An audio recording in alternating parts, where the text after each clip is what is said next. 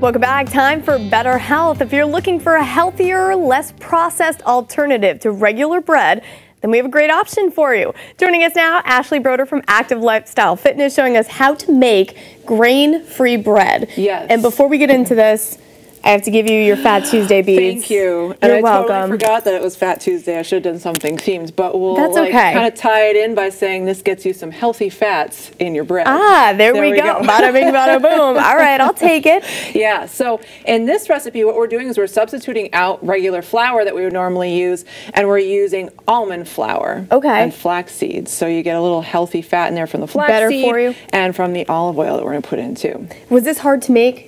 It was so easy. Like you don't have to wait for it to rise or use a bread maker or anything. You just like whip it up in the food processor, pour it in the pan, and then throw it in the oven, and you're good to go. So yeah, it sounds easy enough. So what's the first step here? So in here, I already did half of it for time reasons, but we put 2 1/4 cups of almond flour in here. We put 1/4 cup of flax in here, flax seed. And what is that good for? Healthy fats. It's good for your omega fats, just to kind of, good for your gut health, good fiber source, that sort of thing.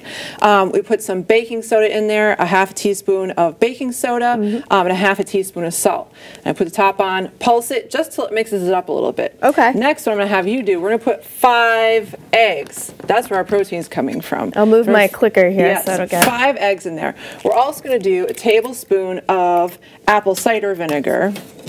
Which is also good for you, right? Or is that a myth? Yeah, well, yeah. I mean, I don't think it's, for the reasons that people are using it for, it doesn't necessarily, change your life. But it can be healthy for you. Yeah, people will just take a shot of that. Yeah, have you ever done that? It's pretty strong. No, it smells too strong for me to drink it like that. Yeah, it's very strong. We're going to do a tablespoon of olive oil as well, which we all know that olive oil is very healthy for us. And I'll take more of that. We're going to do a little bit of honey. Okay. For a little bit of sweetness. We'll just put that in there. And then we're going to put this in the food processor for about 30 seconds.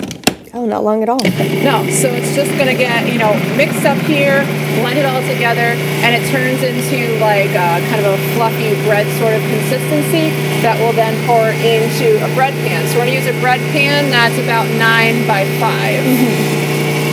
So and you don't have to do anything with this, like knead it or anything? No, you don't have to do any of that. So we'll just take that out. Of course, it gets a little complicated with the little thingy here, but whoop. So we'll put that in, and we're just going to pour that into the pan. Do you spray the pan? Do you have to? I have a non-stick pan, so it depends if you've got a non-stick pan, or you can spray it, I suppose, if you wanted to.